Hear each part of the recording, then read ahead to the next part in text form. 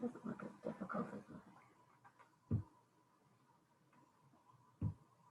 Yeah, and if anybody forgets their link, then they'll show up over in this list. okay. And then you just hover over my name and just, I think the option is make panelist, participant or something like that. So tell me one more time. But normally they just be in the panelists thing? Yeah, normally they'll be over in this column. If they're using the link that they were given, they'll show up right there. Okay. So once I have everybody, then I can go in my office and do it? You can go in your office right now. Yeah, go back to, and once you log in, I'll make you an administrator and you can go from there. Good afternoon. This is Phil Hultz from Green Street. Can anybody hear me? Hi, Phil. This is I Jeff. can hear you. Yeah, it's good to see you. Good to see you as well. I think Joel Oliver will be joining as well. Well, we have a beautiful day, to say the least. So I'm glad you're outdoors. Yeah, for sure. So are you the city manager or assistant city manager? What's your title, Jim? I'm the interim city manager. Okay. Wonderful. I'm Phil Hultz. Hi there, how are you? Good, good. And Joel Oliver will be joining me here shortly, I'm sure. Okay, excellent. Beautiful day. I'm glad fall is on our doorstep. It is nice outside today.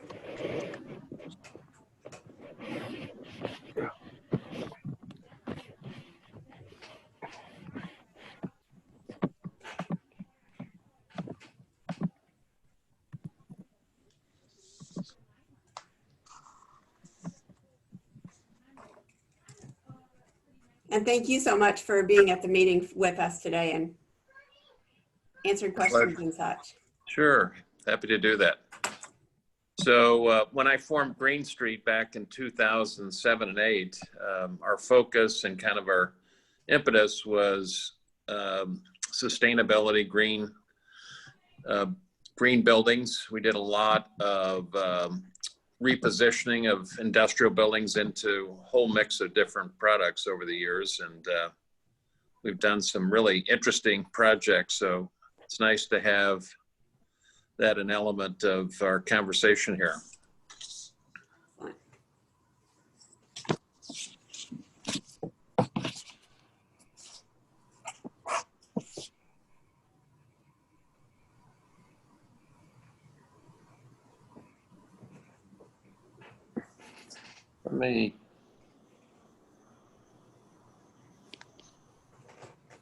I'm going to text Joel just to make sure he's. Sorry, I'm having technical issues. Can you hear me? Yes. We can. Okay, hello. Sorry. You'd think after us all spending every day, all day on Zoom, we'd all be experts at it by now. All right. So maybe we could do an introduction once again, since now Joel's on the line, of everybody that's here. And We still have several people to join us though yet. okay.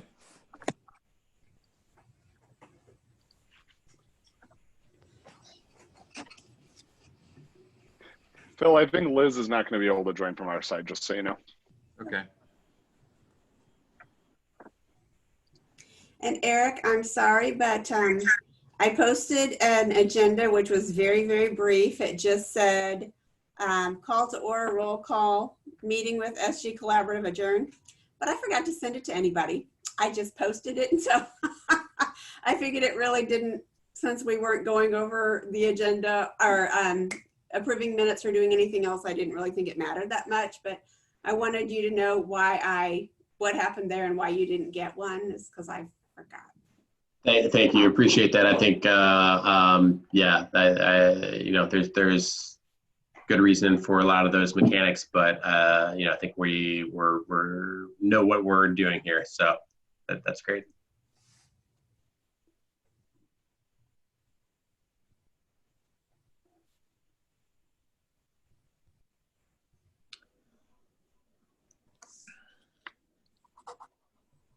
So with that, did you want me to kick it off or are we just waiting for others? Let me see, do we have everybody? It looks like we have everybody, I think. Or Phil, is anybody else going to join us besides you? Just Joel and I. Okay. Amanda, is anybody else joining from your side? I don't know. If I thought Larry was joining, but I'm at home now. I'm not at the office anymore. yeah, Amanda Auer is with our group as well. And I'm very new to the project, so I will be listening. She might be new, but she's wicked smart. So Well, thank you. I think we might as well get started, Eric, if you don't mind, just because I don't want us to run out of time. Yeah, absolutely. Okay. Well, I think it was just a called meeting. So, yeah, so just kind of kicking off. So, if we want to kind of, is this sufficient for who is on here since this is being recorded, or do we need to do a roll call or someone take minutes or anything, or can we just kind of cruise on, Joan? I think we can just cruise on. I Okay, have great. who's here and who's not. Okay, very good. Well, I appreciate this. So I think as a Sustainability Commission, with the group meeting just within the last month or so, we wanted to have opportunity to make sure. I know that SG Collaborative has provided a great mechanism for us to be able to provide feedback and learn more, et cetera. But since this is a great opportunity for Webster, as well as a great opportunity to ensure that things are going to be done in a sustainable manner. I think we thought it was just a good opportunity to get everyone together in case there's additional questions, concerns, or opportunities that the group wanted to present. We didn't necessarily have as a group, since we just met one time last month, like a list or suggestions that were kind of pre-formed. So I think with that, if anyone wants to kind of take it off and lead, then that'd be great. But just knowing that with the thought and the tension that's being kind of promoted out there of trying to ensure that with regards to at least the stormwater outflow, that's all going to be captured or improved upon anyway of how the current watershed is. So that's one thing that stuck out with me, but I'll just kind of turn that over to, I guess, anyone in the group or the SG Collaborative as far as, kind of how this can flow. Sure. So, a big part of our efforts certainly look at stormwater management, water quality, and particularly given that we've got Shady Creek here that's got its own set of issues. Typically we have a civil engineer. In our case, we have George Stock, who's very has worked for both Larry and I on a multitude of projects, and he really is a tremendous resource and is involved, I would say, almost exclusively on all of ours, where we do in the city Project Clear with MSD, and so we use him to really understand the dynamics of the site, the challenges, and I know in this one, he's been actively involved in really getting our head wrapped around Shady Creek. And, we don't have all of the answers yet because we're still designing, a game plan here that takes time and energy to get. More of what we've been doing right now is really working with the city and the community to really understand kind of everybody's objectives. And certainly sustainability is one of our priorities, and stormwater is really something on the forefront of that.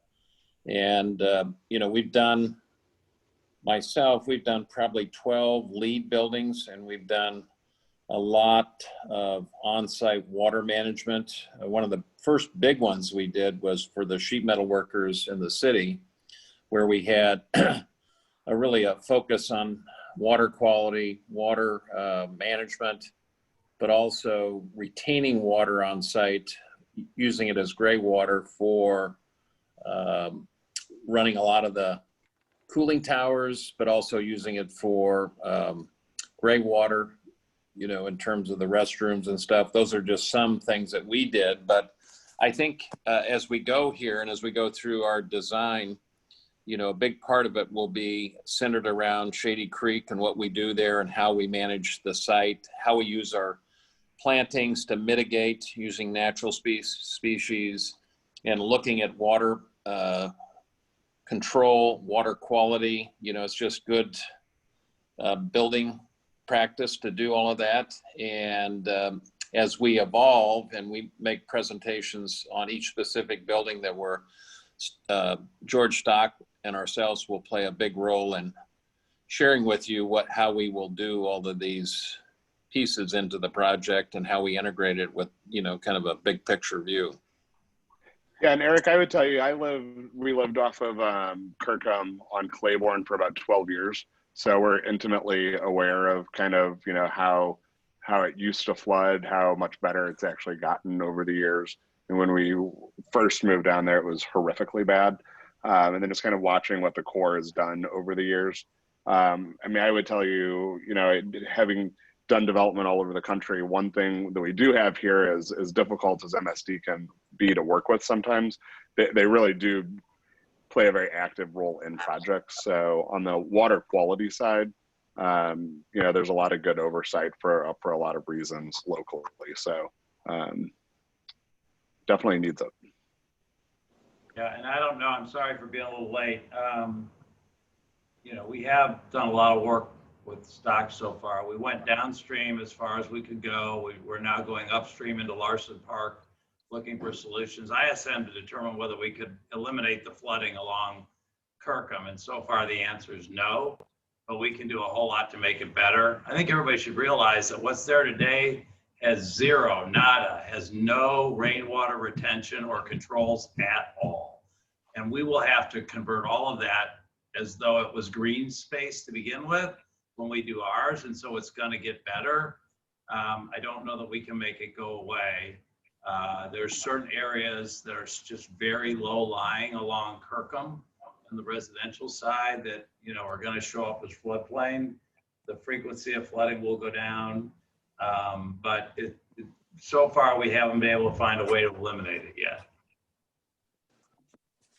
Is some of that just a matter of the site that is being proposed, or is it a matter of more upstream that's further into Kirkwood? It's the quantity of tributary water that's coming in right now that's unrelated to this site. If you took our site to zero, we couldn't stop it. Is this segment a combined sewer, or is this? I was trying to look at the maps the other day to identify that on MSD, and it seemed like there was a combined sewer that did kind of jut out into kind of mid-county area right here. I couldn't tell if this was that or if it's a different watershed. There is no combined sewage here at all. There are areas in the area where they've been separated, but they get into what they call a surcharge state, where they can't get through in a storm event. And so sometimes that'll force sewage up out of the sanitary sewer into the streams, but that's not an issue for here at all. Well, an MSD requires you to separate all of our projects, even if it was a combined sewer. But it's Correct. That's true. Is our gray water solutions or anything along those lines being considered, or is that prohibitive? No, but it'll be done on a building by building basis. You know, we will be able to do things like that with our common elements. But what you need to remember here is, you know, we're not here proposing a building to build. We're proposing a platform upon which future buildings will be built. And so each one of those buildings will contain a separate design and a separate engineering state. However, we will engineer the entire site so that it works from the get-go. And then as each one is implemented, they'll have to dovetail into that engineering. So, I mean, if we would build a building, we would do some of that for sure. I can't guarantee you that Phil and Larry will build every building at this point.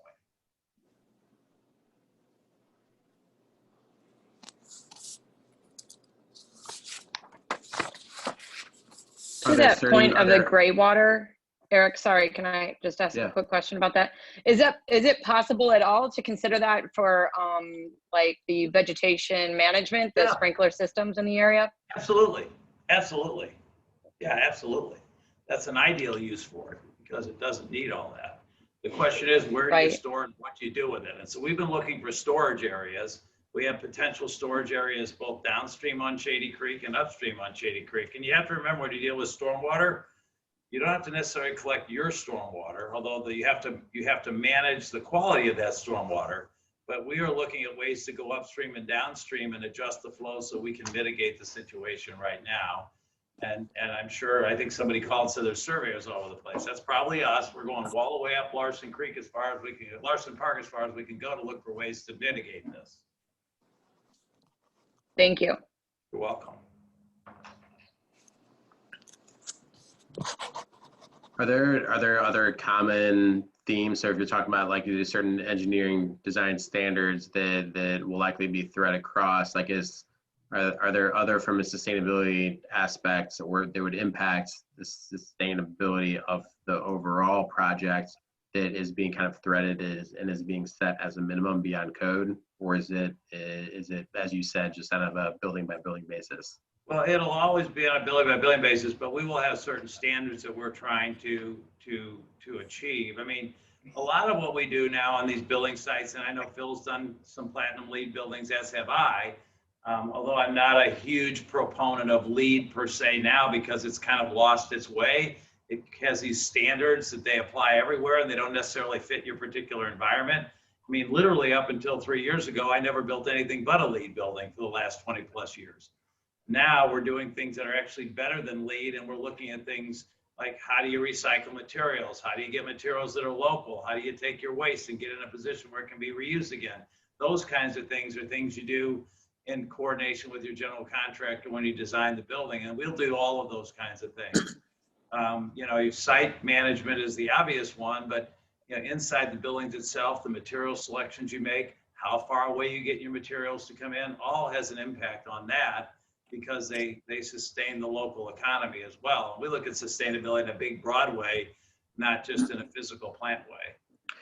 You mentioned that I think a few different times through different meetings, and appreciate that. And I've heard, you know, of the different perspectives with LEED v4 that people have had. Could you potentially speak more to that? Because I think that you know, someone who's not an architect or an engineer, but is you know, kind of connected within that industry, knowing that from a third-party certification, there's value there of knowing that like that these projects they've got essentially that third-party stamp of approval that it has been done. So concept that has been kind of pushed out there is that essentially LEED is still that it evolves, and that the evolved standard continues to raise the bar through the various different credit categories. And so is that not your perspective? So I'll tell you, on the multifamily side, one that we're working with more often now than LEED is the program that's put forward by Enterprise Community. It has a couple different names. I think it's called, but I think it's Enterprise Community Sustainable. It's something like that, but the first name is Enterprise, and it's specifically geared towards green multifamily communities. So on our side, that's one we see that has a little bit more flexibility, kind of what Larry was saying, where it leads a little more rigid and less flexible to your given environment. It has a little more flexibility. I'll see if I can find the name while we're talking. And I will tell you that LEED is really just a scoring system with parameters that you either follow or you don't. We're going to score our buildings.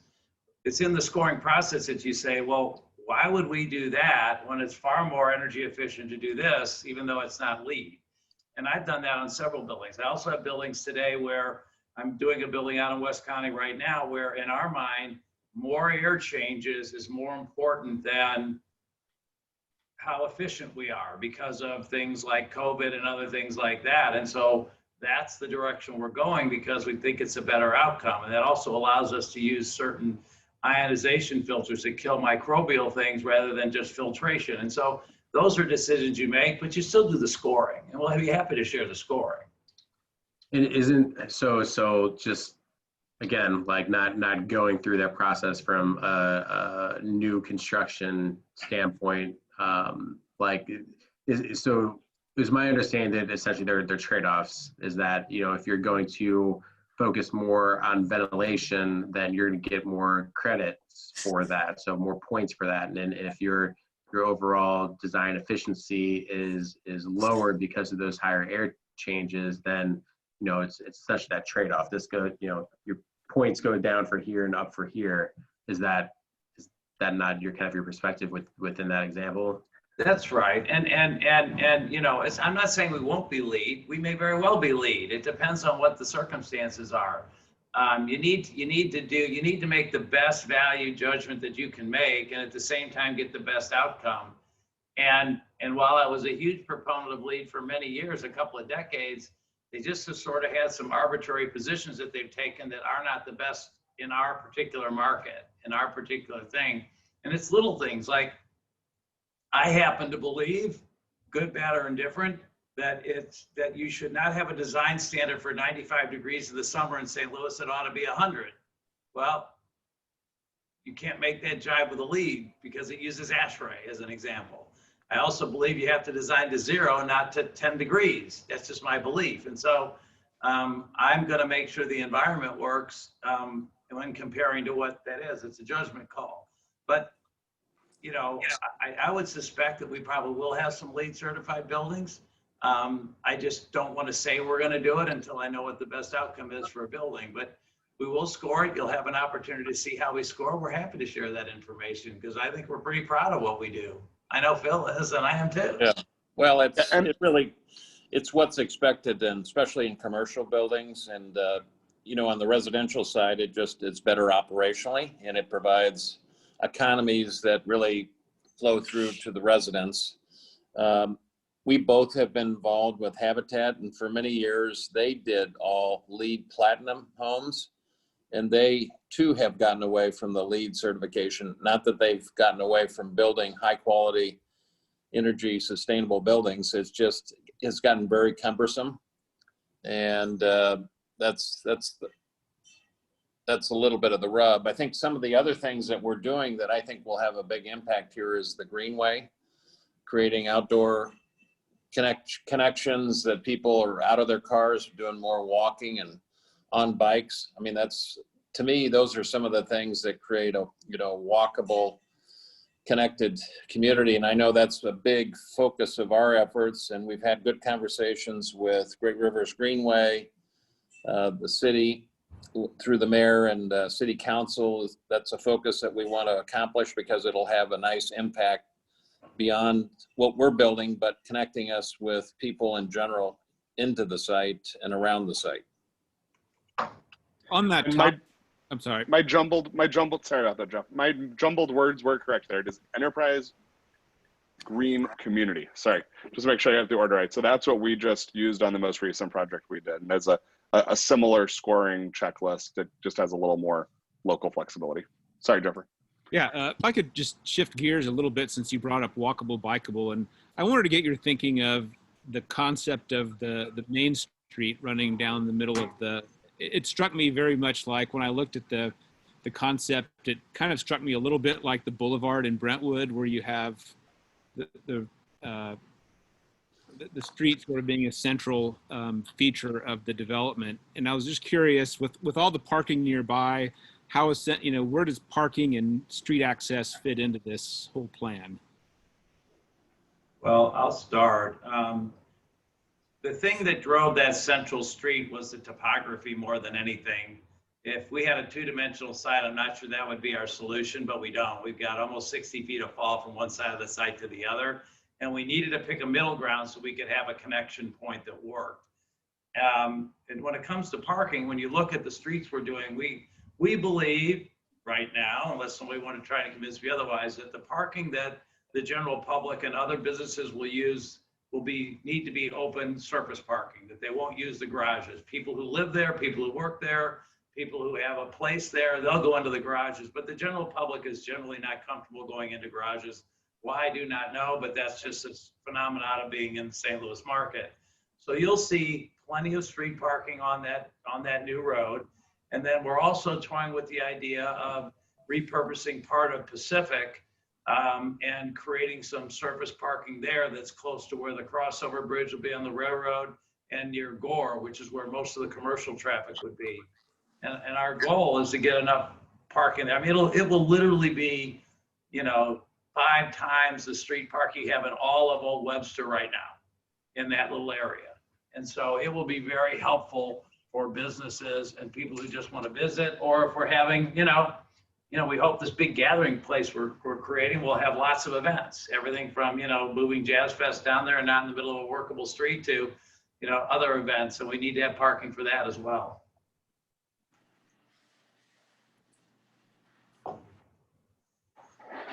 I was glad that you already addressed, walkable, bikeable, and parking brings up, were you going to at least put in the infrastructure to potentially have charging stations for EVs or anything like that? Well, each building will have some because both Phil and I drive electric cars and we need to plug in somewhere. But yeah, no, we will put those in each of the buildings for sure, and we'll probably have some in the street areas.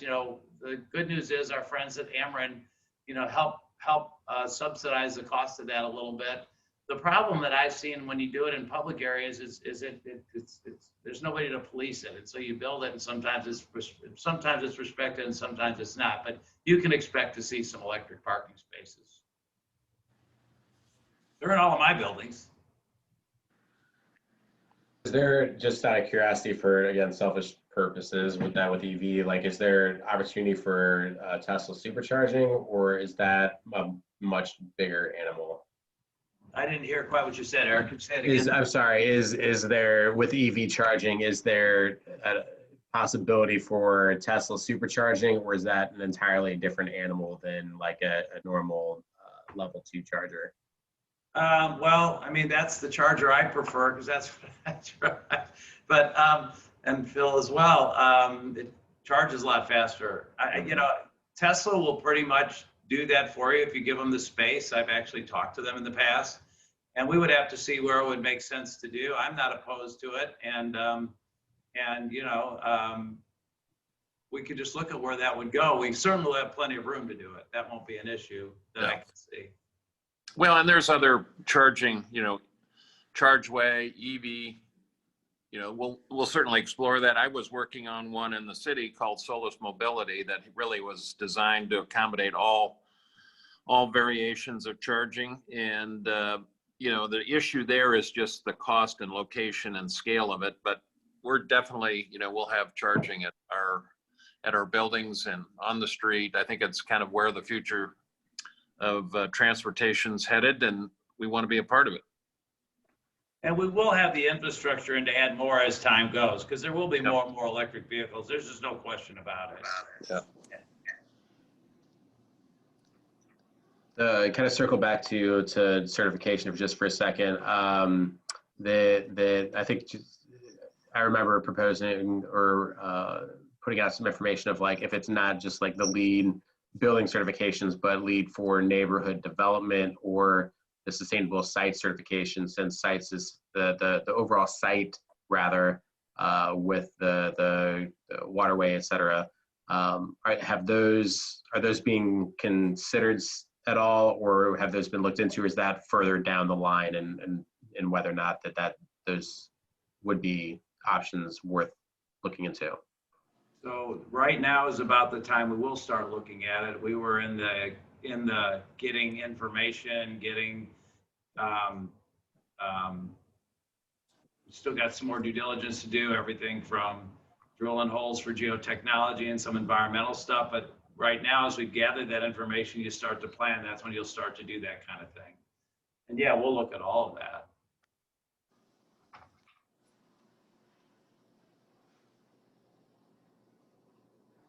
I'd like to ask a question going back to the Main Street idea. I really love that idea. And I think it could really be beneficial for all the businesses And while I realize coronavirus won't be around with us forever, hopefully, I do wonder if it would be, if it could be considered that we don't use the main street for cars. And I know parking is a situation here in Webster. I also know that, you know, as environmentalists, my goal is to get out of my car and on my bike and on my feet as often as possible, and Webster being so walkable. I just would love to see a space like that. And like, I was just imagining like, oh, going to get coffee, having your kids with you in the morning and not worrying about them running out in the street, you know, sitting at a cafe table, and just kind of having an open space. Open spaces right now, as we know, are much coveted. I'm just curious to know if, you know, how would we find out if that is a major priority, or has it already been established that is like the only priority is to get cars in the middle there? Or if we can throw them along that, the train tracks, or just kind of shift where the cars are. Right. So there's a number of issues in there that make it extraordinarily challenging to make that a non-vehicular street. And just start with the simple things. Amazon. I mean, we're going to try and push the Amazon trucks as far as we can in areas around the perimeter, but just about everybody gets their stuff that way. And guess what? It needs to be on a road that a vehicle can go on. Even if you convince people to give up their cars, which you can't. Now, we are working on ways to get less cars on there, but we're going to load up Pacific with parking and some parking here as well, because the businesses can't survive without it. I wish it weren't true, because trying like heck not to do that. However, if you look at the design of our street, you look at the widths of the sidewalks and compare that to any sidewalk you have, they're monstrous. There's plenty of room for safe spaces there. And they're multiple times the width of any sidewalk that exists in Webster today. So we are really trying to make that outside area the best you can, but accommodate the things that we have to deal with, at least for now. I mean, things can always change in the future. Hey, Larry, the question was asked about how would this compare conceptually to, I think it's called the Boulevard, the thing over by the gallery. I think it's pretty different, right? I mean, it's. Oh yeah, I don't see them at all as the same. I mean, the Boulevard is, by comparison, got narrow sidewalks, a handful of parallel parking spaces, and I'm not even sure why it was designed the way it was designed. I know they wanted to create some street commercial along with the residential there, but you know, right or wrong, it hasn't performed all that well. And I you know, I would just ask you to, and maybe we can find a better way to show this, but show what the scale of those open spaces are. You know, people tend to think of what they know and walk around as what they're going to get. And this is just way bigger than that on the people spaces. We're really focusing on places that you can sit and sprawl out, and the sidewalks are really designed to allow restaurants to sprawl out 3 and 4, you know, tables deep and still have room for pedestrian traffic to go around. I think that's where you get what you're looking for. And then if cars can somehow become minimized, then you can easily convert these things. The other thing is you'll have a slower traffic street. If you look at the way we set these up, this is a pretty common design in urban areas now. You back into the space you're driving in. So on the lane you're driving in. So it tends to slow traffic way down, which I think is a good thing. You know, it's the cars are still a necessary thing we have to deal with, and I think we're doing about as good a job as you can in creating the flexibility to change it later.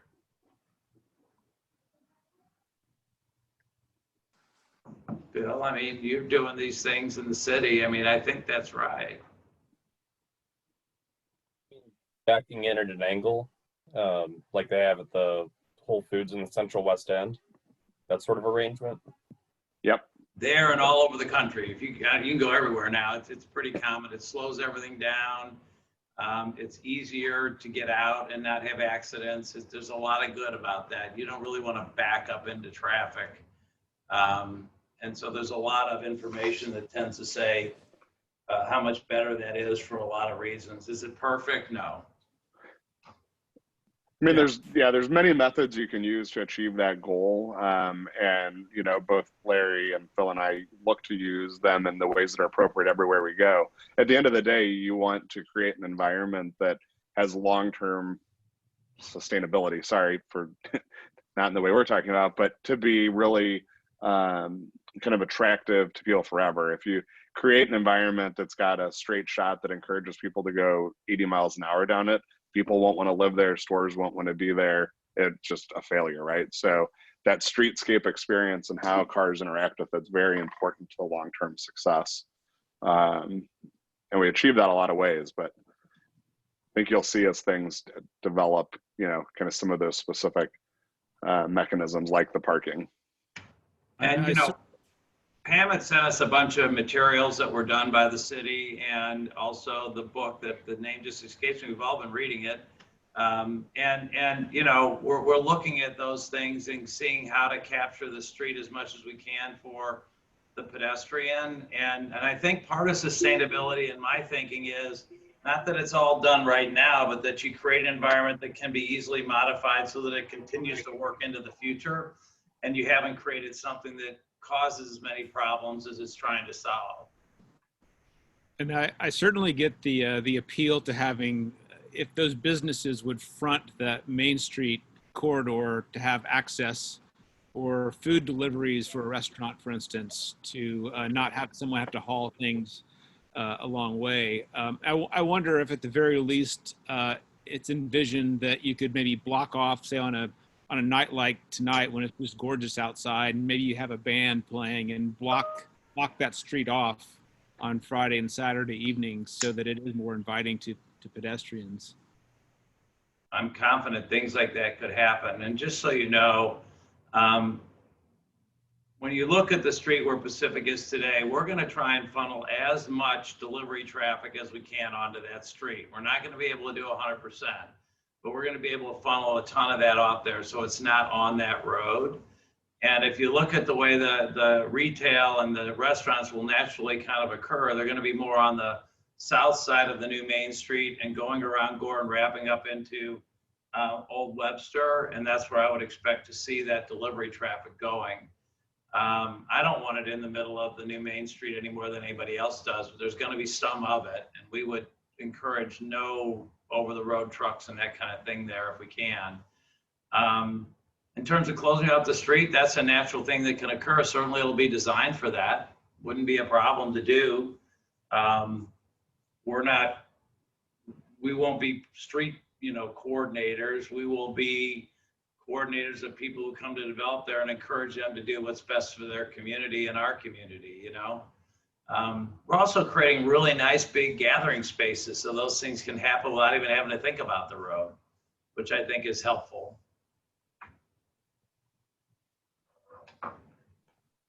I can't tell from the diagram that you guys have on your website, is the street planned to be one way or is it two ways? It's two ways. It's just very narrow.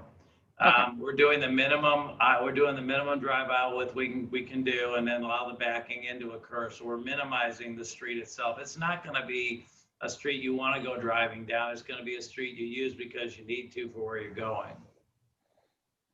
Okay, thanks. And I will also say this about the street, and just hold on a minute. We are in the middle of doing a traffic study. It's been extraordinarily challenging because the first thing you do in a traffic study is get current data on how much traffic you have. And guess what? None of that data is accurate right now. So we're working on ways to gather that and put it together so that we can use it and have it be accurate and effective. And we're also learning some things we might be able to do to mitigate the amount of traffic on that street. So we would hope to have a study that's usable soon. By soon, I don't know if that's 4 weeks or 8 weeks, but we will roll that out and share with you what we're thinking. But we're very focused on not creating problems if we can avoid it, you know?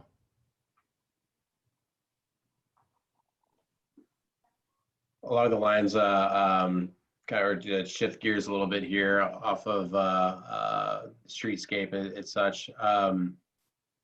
Topics of kind of overarching sustainability and, you know, issues that are more prevalent, right? So California wildfires, you know, hurricane after hurricane, droughts here, floods there, all happening more exponentially with regards to climate change. With these projects, just, you know, knowing that you have an amazing track record with past projects, what is there a intent or overarching intent for buildings that are here to approach closer to net zero energy, or to what degree of efficiency, if using, you know, Energy Star benchmarking to kind of pursue those higher echelons of efficiency, or incorporate what amount of renewables, et cetera, to mitigate climate change and energy consumption emissions? I will tell you that we'll visit all of those things. I personally have, you know, solar on my home and geothermal on my home and other things like that I did to kind of understand it as much as use it. And to the extent it's beneficial and makes sense, we will pursue it.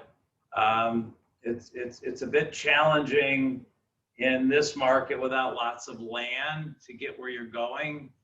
There is no wind power per se in our market. We've done a million times tried to figure that out. We do have a reasonable solar component, but the amount of solar you need to even do a house would be several acres of land. At least mathematically, maybe they've got better solar panels than they did before. And so to do that, we would need to pair up with another development, you know, off-site to even get anywhere near zero. But we will do what we can. I think it starts first with the building materials that you use and making sure we're as energy efficient as possible. So you mitigate that, and for sure we'll be doing that. But it'll be a challenge to get there, but we'll certainly show you that we are doing as good a job as can be done in that arena. I mean, I can tell you from local experience, we did on the new Olive and Oak building across from Straub's. We did about $250,000 worth of solar panels on the roof of that building. And one of the very complicated things from an energy standpoint on that building, if you're familiar with it, is those massive panes of glass along Lockwood. You know, we ended up having to source those from a manufacturer just north of Milwaukee. To be able to get insulated tempered glass of that size is trickier than you would think that will work in a historic building. But from the energy conservation standpoint, it was really important to us, you know, to do that as responsibly as possible. So the best we could do locally for those examples would be those. And that's worked well for us locally. So there might be options, more like innovative options for building envelope then to help with that. I mean, and also tell you that that's a moving target all the time. And it's really amazing, you know, the products and the methods and means that are developed all the time, you know, to be more efficient. So from our standpoint, you know, it just makes good business sense to be on top of what those options are and to really understand you know, what we're able to offer in those developments. So it's definitely a focus on the Green Street side all the time to explore those things. No, that's right. You mentioned geothermal, like is it kind of a say to the extent of like a campus style geothermal plant that sits underneath all the buildings an option? Like I don't know how that, I feel like those are normally under their parking lots or green space. Well, first of all, if you do geothermal before you build the building, you can put it under the building. You don't even need to take up any space. It's going to want to be on a building by building basis because each building is going to have to stand on its own electrically, and you don't want to be creating a utility company. That'd be an unnecessary thing. But in my case, I just did deep drills. So I just went down 300, 400 feet and did a vertical process, which was very easy to do. If you do it before you build, unlike after you build, you put it right under the building. It's something worth looking at. It's just an efficiency thing. You know, obviously, if you're transferring heat from solid to solid is way more efficient than solid to air, that's all. And so it's a more efficient way of doing it. Oddly, it's a very poor way to heat your home right now. Eventually that'll change, but so it's there to do both, but it just is. I've learned that from personal experience. Well, and Mike, I don't know what you spent, Larry, but I spent probably close to $80,000 doing geothermal. So it's a cost element, and it's a long-term solution, but you got to have kind of a right situation to underwrite it. Yeah, I mean, everything's a trade-off, but you know, I was able to get some help from the government, and so the actual cost for me to switch over was only about a 10% premium over switching out all the equipment that I had, which is unusual. And one of the things we're going to do, and we aren't even started on this process yet, is to see what kinds of things we can get assistance from the state of Missouri and other programs. And I'm hopeful that we'll do a good job on that. You know, we have a lot of, when you create a lot of new economic energy, taxes, economic activity, people buying and doing things, it opens up the doors at the state level to access programs that aren't necessarily directly made, for example, solar cells or geothermal. But you can mix those bags and get them to get the same net effect. And that's the kind of thing I'll be looking to do here as we go from conceptualizing this to making a real plan to implement this. And that's where we're headed next, getting a concept to a point where we can implement. As far as financial mechanisms, yeah, I think like Ameren is clamoring to get people on their rebate program from commercial side right now. So it seems like everything is stopped. So I think that time will tell in a few years what's available. And you know, if we could get the entire development to qualify as a single project, which is something we go ask about, then we could possibly take advantage of the economic development rider that they're doing. I mean, they always tell you it means one thing, but you really read the tariff, it doesn't say that exactly, and you challenge them a little bit, and lo and behold, you can get them to apply the rules differently.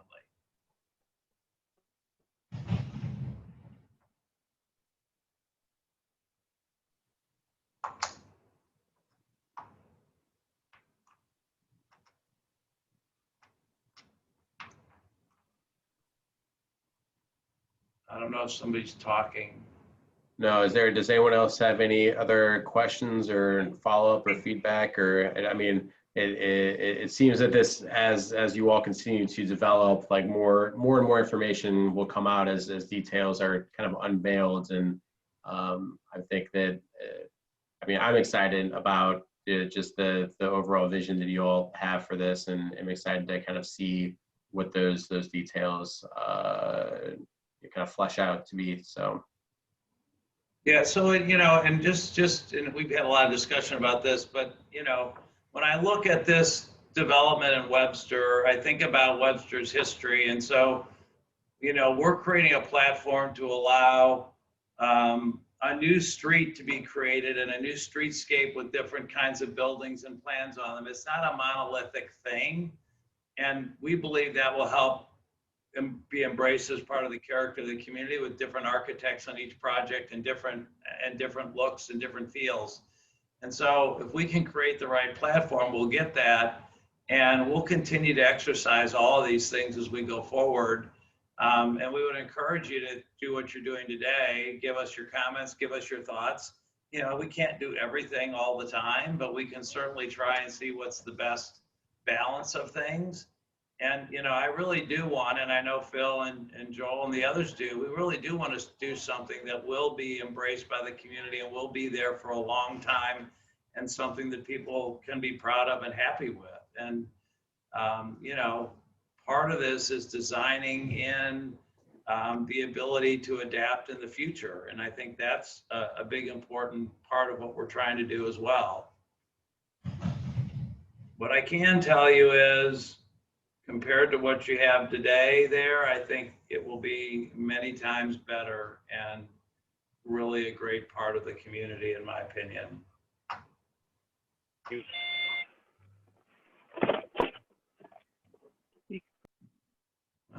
Did I Is hear? there- Was that you, Liz? It looked like your box went on. Phil, and you might be muted. Does anyone else from the commission have any other questions or thoughts, comments? Do you all meet regularly, or how do you guys meet? How do you do your thing? How does that work? It historically was monthly, and with COVID, it kind of just fell off for a little while and whatnot. So now we're looking to host these meetings, or convene probably monthly. What's the best way to communicate, I guess, is probably my second part of that question. If we want to get information to you, do we send it, is there a chair or somebody who's the,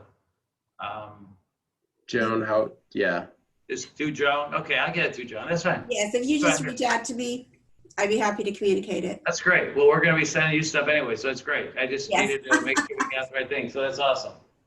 I just didn't know. And thank you so much, Larry. I really appreciate it. I think this was a good meeting. Good.